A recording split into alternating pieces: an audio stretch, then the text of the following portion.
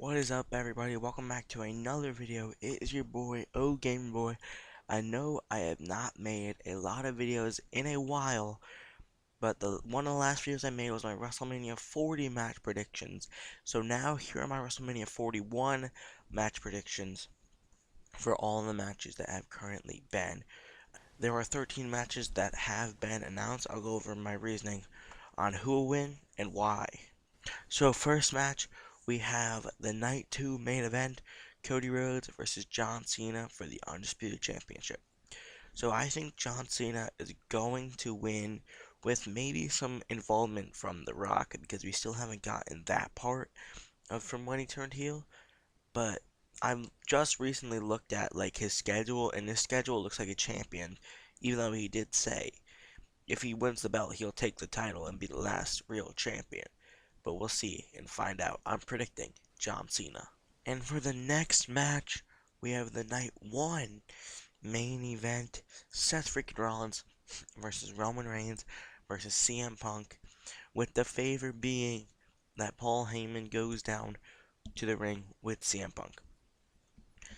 Honestly, I think Punk wins here, and I think I think Paul just walks out alone. I feel like Paul's gonna walk it alone because he can't choose. And like after CM Punk wins, he'll like go and grab Paul, but then Paul just walks out. Like I don't know, but I predicting CM Punk to win. The next match they have listed here is the Women's World Championship triple threat match between Rhea Ripley, Io Sky, and Bianca Belair. So this story has been developed pretty well based off other stories, and I will be taking Bianca Belair because she's 4-0 at Mania.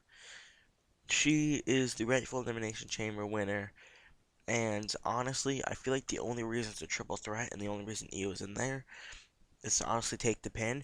But they could do an angle where Rhea and Bianca are too focused on each other and Io wins, but I will be taking Bianca Belair 5-0 at WrestleMania. Next match, we have the match that was considered the match with the worst build, but I think that now goes to a different match. I don't know which match in particular off the top of my head, but we have the World Heavyweight Championship match between the Ring General Gunther and main event Jey Uso Jade. So last year I did mention that I personally own a Jey Uso sweatshirt, a Yeet sweatshirt, and I still have it. So, and if Jey loses, what do we do? Like, we just kill all of his momentum, then what? What do we do with Jey Uso? This feud wasn't booked very well, but it would be cool if Jey did like a title run with Jimmy, because Jimmy like had to had to get murdered for this feud to matter. But no matter how it goes after WrestleMania, I feel like Jey Uso will win, and most likely what will be the night 1 opener. The next match we have Tiffany Stratton versus Charlotte Flair for the WWE Women's Championship. This feud hasn't been built very well up until last week, where they went off script and some things were said. And then yesterday, as I'm making this video, the SmackDown before the go home,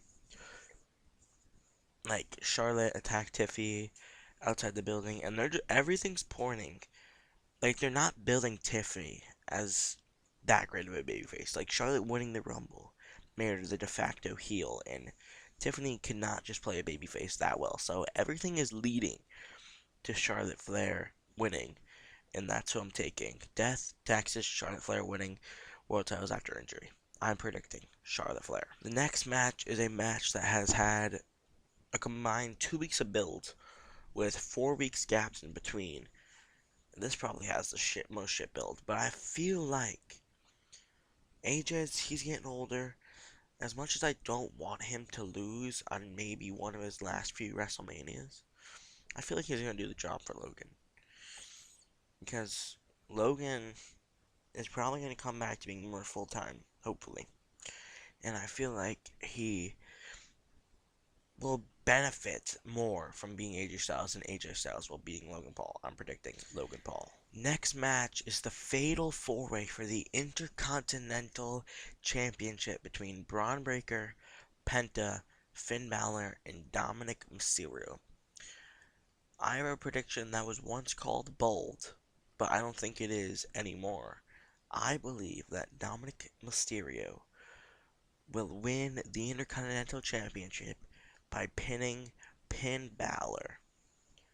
And we can have Dom as IC champ. I don't know what leads to them being the only two left, but I feel like Dom will pin Finn to win the Intercontinental Championship. No matter who wins, Finn's taking the pin.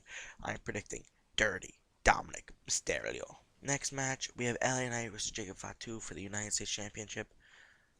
It's simple. It's Jacob Fatu. I feel like Solo could cost him the match and that set up a Backlash non-title feud, or he could get jealous after the match and then they set up a feud for the title. But as of yesterday, the SmackDown before the go home, Jacob's won the title. I'm predicting Jacob Fatu, no ifs, ands, or buts. Next match has the potential to steal the entire show. Rey Mysterio versus El Grande Americano. I feel like if they make this mask for mask, because a lot of people are saying mask for mask, no one, they're not gonna unmask the legendary luchador of El Grande Americano. So, for that very reason, if it's mask for mask or not, I am taking the man from the Gulf of America, the man who is clearly not Chad Gable, El Grande Americano. As in the next match, we have Jade Cargill versus Naomi.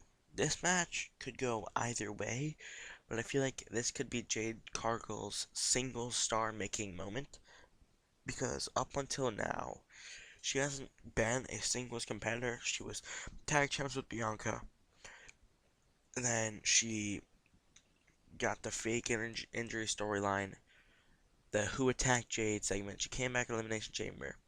I feel like this could be Jade's star-making singles moment, so I'll be taking Jade Cargill.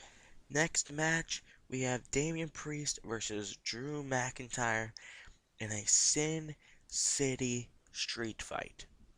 As much as I would want Drew McIntyre to win, Damian Priest does not lose. Look, it's D&D. So, I will be taking Damian Priest, even though I don't want him to win. Like, this also has the potential to steal the show. This is a match nobody wanted. But since it went to Europe, it's actually got some hype now. But I will be taking Damian Priest. For the next match, we have the War Raiders versus the New Day for the World Tag Team Championships. See, what I don't get is why they put the Raw Tag Team Championships on the WrestleMania card and not the SmackDown Tag Team Championships. The World Tag Team Championships have nothing going for them, and the SmackDown Tag Team Championships have had the best storylines. 5 teams hot potatoing those tag titles. That has been built so well, set up perfectly for a fatal 5-way ladder match at Mania. But instead, they get a normal traditional 2-on-2 tag match, the SmackDown before WrestleMania. But instead, they put this shit show of a match on the WrestleMania card. The only way that this could deserve a WrestleMania card if we get Big E shenanigans. Which honestly, I think since the New Day heel turn, they haven't done anything. This could be like when the New Day actually like climbs to the top. I think they will win the World Tag titles. But the only reason it deserves to be on the Mania card is if we get Big E. But either way, I'm still taking the New Day. And for the last confirmed match, we have Liv Morgan and Raquel Rodriguez versus Lyra Valkyria and Bayley for the Women's Tag Team Championships. This was just announced yesterday. They had to have a gauntlet match to set it up. This is probably their way of putting Liv on the card. And then we have Lyra and Bayley. They fought on Monday, and then they teamed on Friday and won the gauntlet match, bell to bell. And they can't put the Women's IC title on their WrestleMania card.